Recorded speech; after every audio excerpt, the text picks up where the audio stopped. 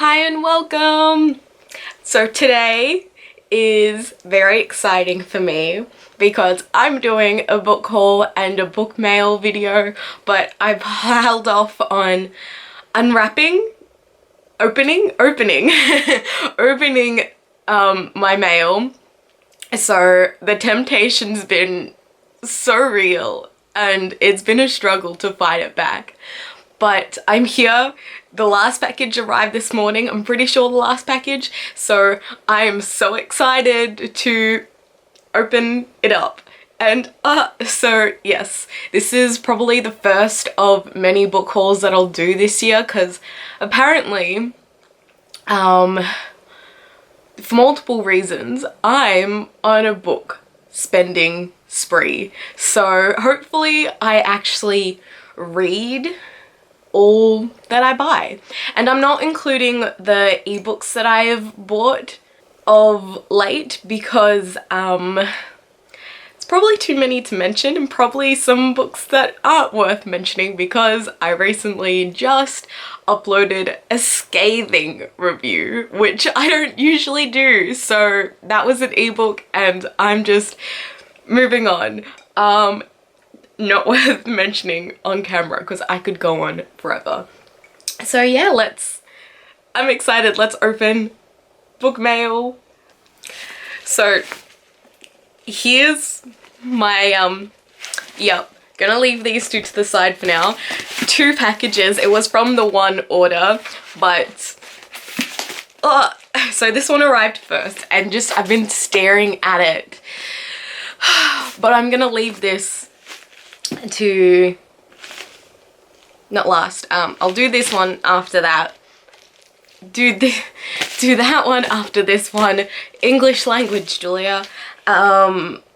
This one arrived this morning and I'm pretty sure there's just the one book in it.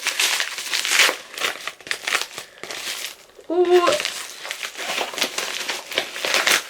All of the random stuff.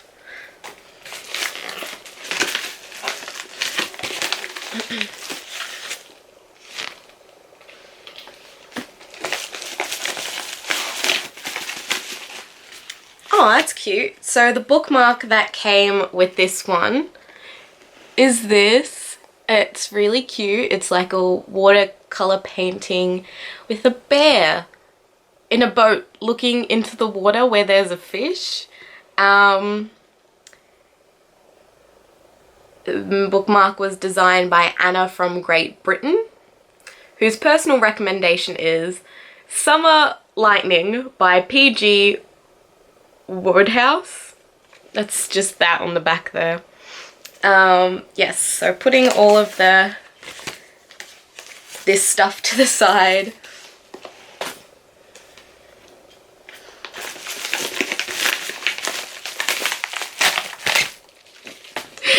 It's P.S. I Still Love You, and I'm not confident that it's actually the same as the first one.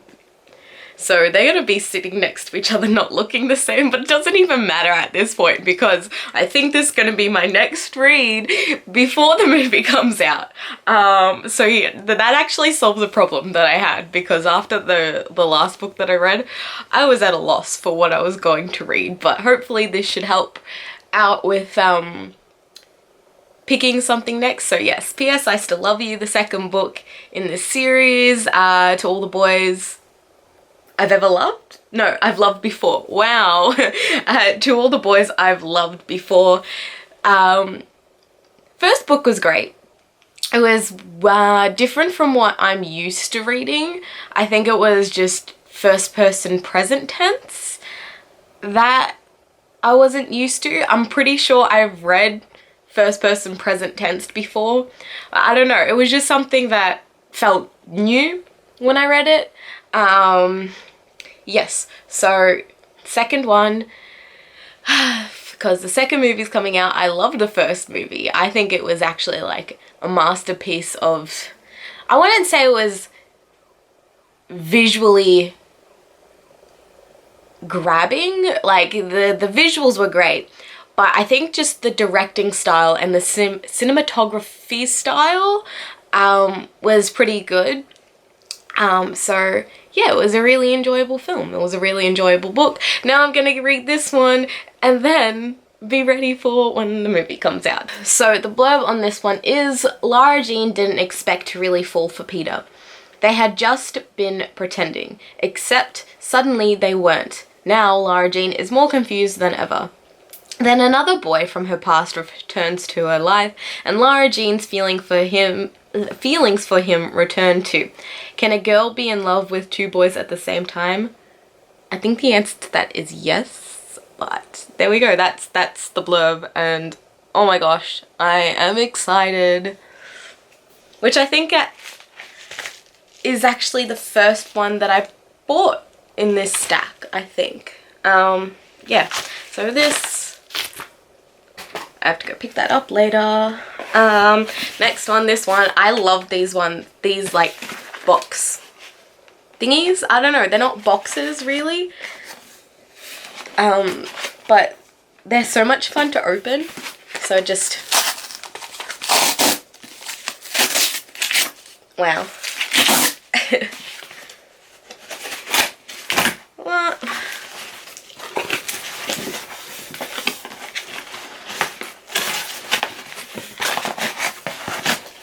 So the bookmark on this one, I was hoping there were two. This is cute. So it's this, and it's like a child's room with bookcases of picture books, and I actually recognize a couple of the picture books in that.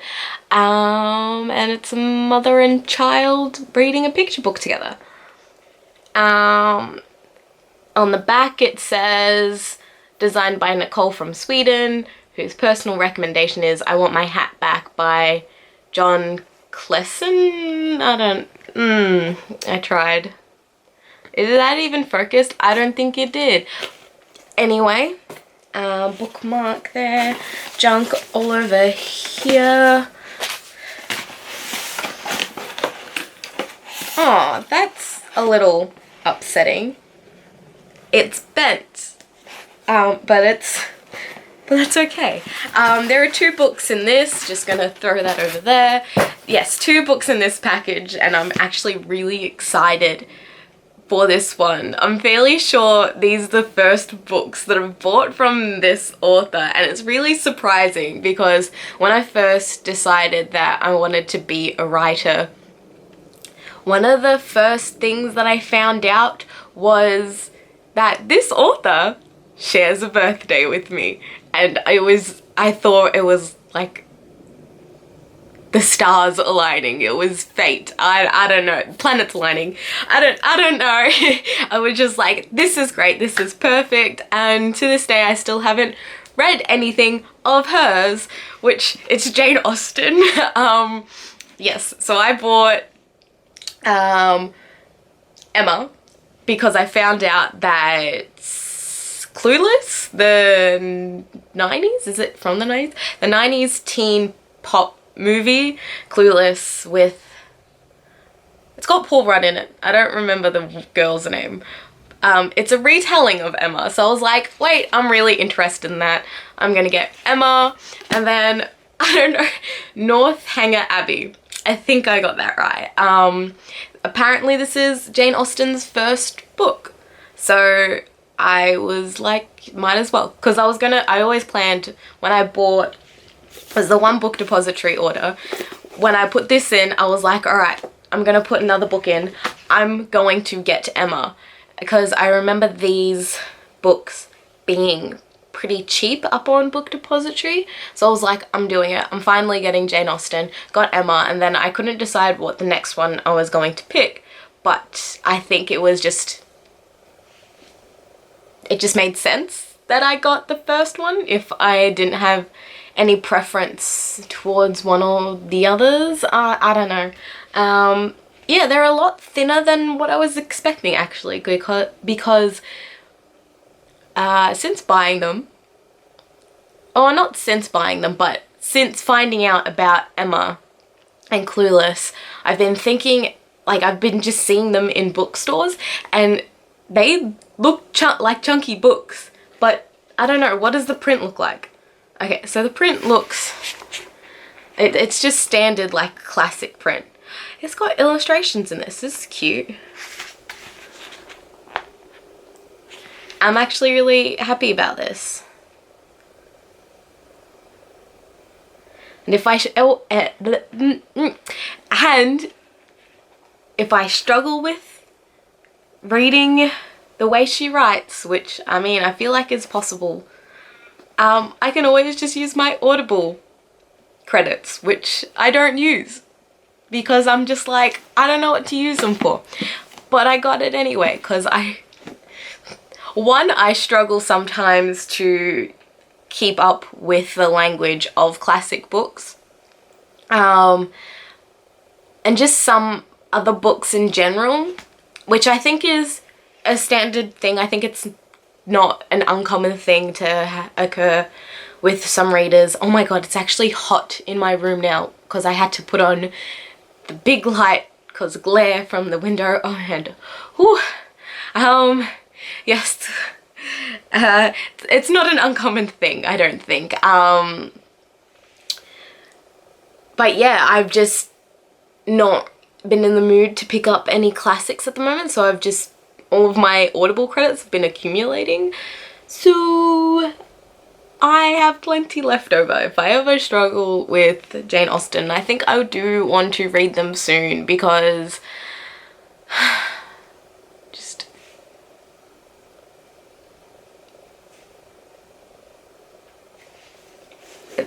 they sound like such pretty books. So if anyone's interested, I'm going to read out the blurbs. So Northanger Abbey is a story of a young girl, Catherine Morland, who leaves her sheltered rural home to enter the busy, sophisticated world of Bath in the late 1790s. Austen observes with insight and humour the interaction, oh my god, it's glaring. Austen observes the insight and humour the interaction between Catherine and the various characters whom she meets there, and tracks her growing understanding of the world about her. In this, her first full-length novel, Austen also fixes her sharp, ironic gaze on other kinds of contemporary novels, especially the Gothic school made famous by Anne Radcliffe. Catherine's reading becomes intertwined with her social and romantic adventures, adding to the uncertainties and embarrassments she must undergo before finding happiness. It just has a nice cover too. It's simple and I like that. Same with Emma, and this is what I mean by it was bent, if that, yeah, there we go. It's just a little annoying, but not too annoying, like it's not destroyed. And so the blurb on this one is, Jane Austen teased readers with the idea of heroine whom no one but myself will much like, but Emma is irresistible. Handsome, clever, and rich, Emma is also an imaginist on fire with speculation and foresight. She sees the signs of romance all around her but thinks she will never be married. Her matchmaking maps out relationships that Jane Austen ironically tweaks into a clearer perspective. Judgment and imagination are matched in games the reader too can enjoy, and the end is a triumph of understanding. That one's just a little lace parasol. Yeah. And apparently both of these are unabridged. I don't know what that truly will mean in the end because I don't know any other versions. So anyway, it's nice to get that, I suppose. Now these two books I bought at separate times, but they've both kind of been in my head for a while now. So I had a friend tell me that she bought me a birthday present and I was shocked, and I was like, nah. You can't just, you didn't have to, but now that you have, I also have to buy you a birthday present. So I started going through a list of books that that she likes to, like, I thought about buying for her. So I wrote down this whole list, and as I wrote this list, I was like, I want that book. And then I thought about another book that I want, so I wrote that down, and I was like, oh, alright, okay. So when I buy this present, I'm buying myself a present too, because yes, hello, thank you for focusing. Because yes, I also deserve a book. I bought this book. I bought this next book first, and it was, in one of, I don't know if they're considered an independent bookstore. I don't think so. So when my family was in the area, they were like, we're gonna get ice cream, and I'm like, I don't want ice cream. I'm gonna go walk down to the bookstore, and I did. I spent ages in there looking at books. And I was happy, and I was going around. I did 2 laps of this bookstore, and I looked at almost every section. I was just genuinely having a great time looking at all the books. But then I was like, wait, where's the YA stuff? They haven't just put it all in with the adult contemporary section, have they? Then I remembered that a little while back they opened up a secondary store right next door. Like, there's an alleyway, and then right next door they opened up the kids book shop of it, and it upsets me a little. Not only do I have to remember and then go outside to go to the next one to continue looking at books, and you'd have to do 2 separate purchases, which I did that day. YA still considered kids. I get why, but anyway, it's not too annoying, but at the same time, I forgot about it. So I was like, I just wanted to look at the adult stuff next to the YA stuff. But anyway, went on too long about that. The next book that I bought is Valentine by Jodie McAllister. Yes. I'm fairly sure this woman is actually a creative writing teacher for my university, which is great. So not only am I supporting Australian writers, but I'm also supporting someone that I kind of know. Like, I've actually seen this person in person. Oh, wow, my brain is slow. But it's actually like just an example of a success story for someone within my vicinity, I suppose. So that's great. It's a light at the end of the tunnel. It's a shining star of hope. I don't know where I'm going with that. But it's not just only exciting because I know of this woman and there's like only 2 degrees of separation. I don't know how that works, but like, we don't have direct contact, but I know people that she knows, and it's just, I just think it's funny how that works out. But anyway, the blurb, the synopsis of this book is actually not, I wouldn't call it wild, but it's just so exciting. I want to get into it real quickly. I'm pretty sure there are already 3 or 4 books out, and they're like really pretty. When I found it on the shelf, I wasn't expecting, like, I'm pretty sure I knew that the cover was white with color in the middle, but I didn't expect the spines to be like bright pops of color, because it's like red, blue, green or something. And okay, so the blurb is: strange and terrible things begin to happen to 4 teenagers, all born on the same Valentine's Day. One of these teenagers is the Valentine, a Seelie fairy changeling swapped for a human child at its birth. The Unseelie have come to kill the Valentine, except they don't know who it is. Pearl shares a birthday with Finn Blacklin. She's known him all her life and disliked every second of it. Now Pearl and Finn must work together to protect themselves from the sinister forces that are seeking them out. But there's one more problem: the explosive chemistry between them. So I'm kind of a fool for all that's mentioned there. Urban fantasy, it sounds like. Fairies. Low-key enemies to lovers. Like, come on. So I think this might be my Valentine's Day read. Not that I was planning on it, but it's actually kind of perfect. And excuse my phone. Paired with like, wait, I can't hold them all in the one hand. It's like Uno cards, but much thicker.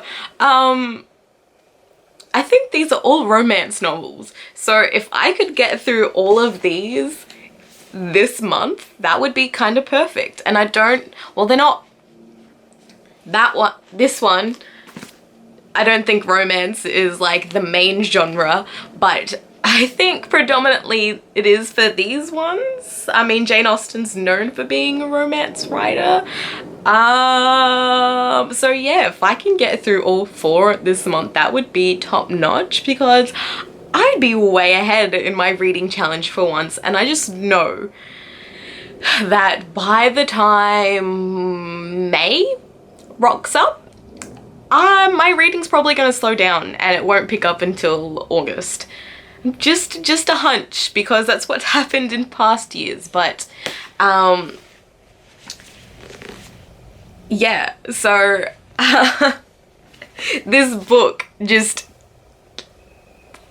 like, remove the fact that it's Australian. So that's one of the reasons why I was interested in it. Remove the fact that it's a woman that I'm semi close to in this world of writing and authors and whatnot and publish. I don't know. Remove that. The plot alone, the blurb, the synopsis, all of those words describe the events that happen in this, just grip me. I'm there for it. Like, I don't think I've been this excited about a book for ages. I can't, okay, I've put myself on the spot now. I can't, what was the last book that I was feeling what I'm feeling for this?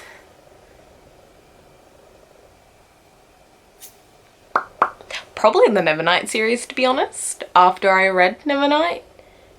But that's just downright fear now.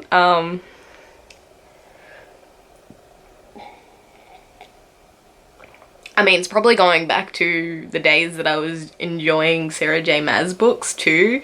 I'm hoping this is a next strong love.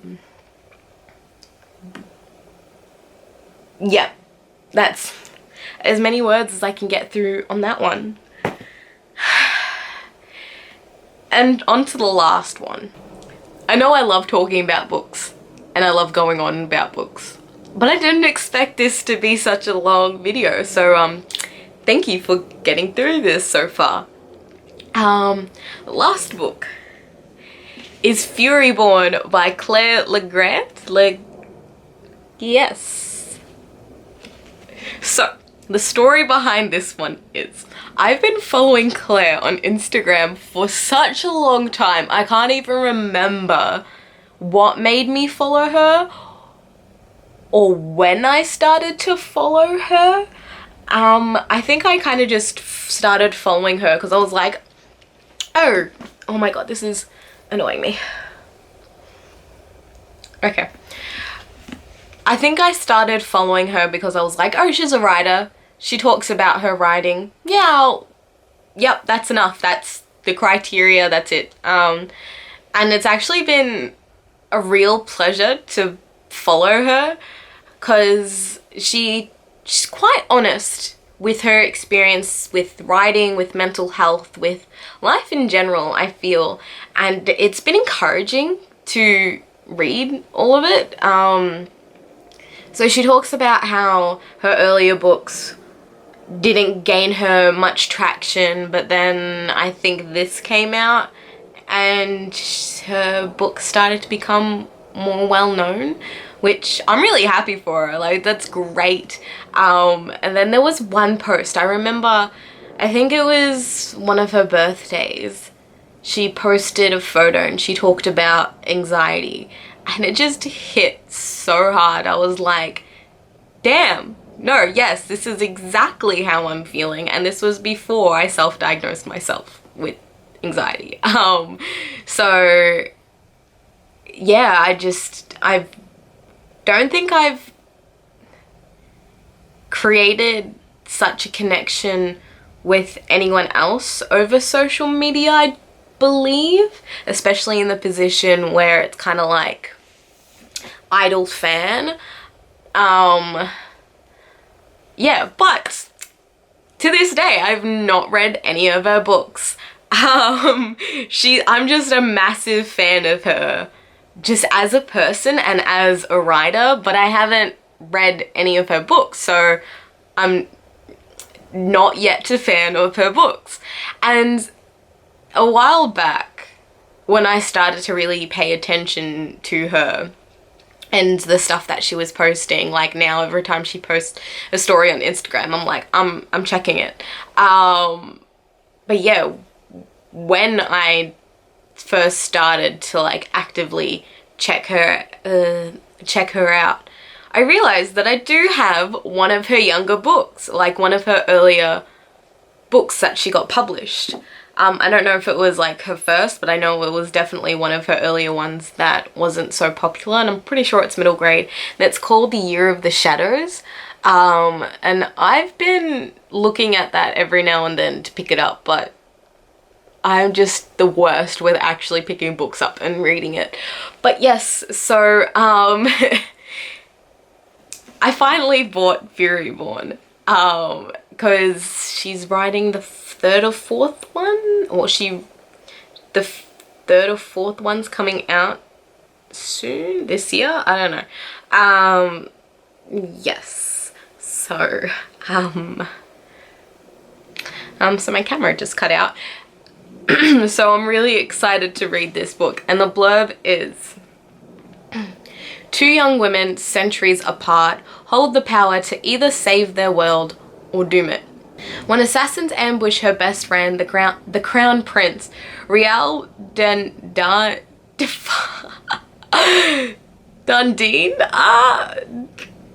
Dardenne risks everything to save him, exposing her ability to perform all 7 kinds of elemental magic.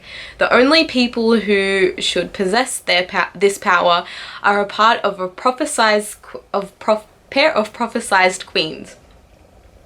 A queen of light and a queen of blood. To prove she is the Sun Queen, oh my gosh, I'm sorry, must endure 7 trials to test her magic. If she fails, she will be executed unless the trials destroy her first. 1,000 years later, the legend of Queen Rial is a mere fairy tale to bounty hunter Elena Ferracora. When the undying empire conquered her kingdom, she embraced violence to keep her family safe. Now she believes herself untouchable until her mother vanishes. To find her, Elena joins a rebel captain on a dangerous mission and discovers that the evil at the heart of the empire is more terrible than she ever imagined. As Riel and Elena fight in a cosmic war that spans millennia, their stories intersect, and the shocking connections between them will ultimately determine the fate of the world and of each other. So I'm also really excited for this one. It's the sort of high fantasy that I feel like I've been missing and want. But I'm just really confused at how it's gonna unfold, especially because there's 2 timelines. How many millennia? Just a millennia apart. Yeah, so this one's a little chunky, so whenever I'm feeling up to it, I feel like I will get into this. And the text is fairly big, so it shouldn't be too bad. It's just under 500 pages, so when I feel up to it, I'm probably gonna get to it. yeah, I think that lately I've just been buying books with more intention.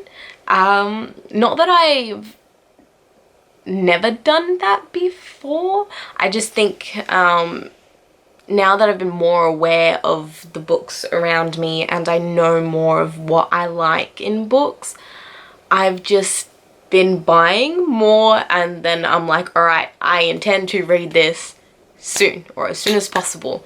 So yeah, that's all that I have. Thank you for watching. I hope that all my rambling was understandable and that you at least enjoyed watching it. Words no longer exist, they don't work. That's it. Thank you for watching. Have a lovely day. Bye.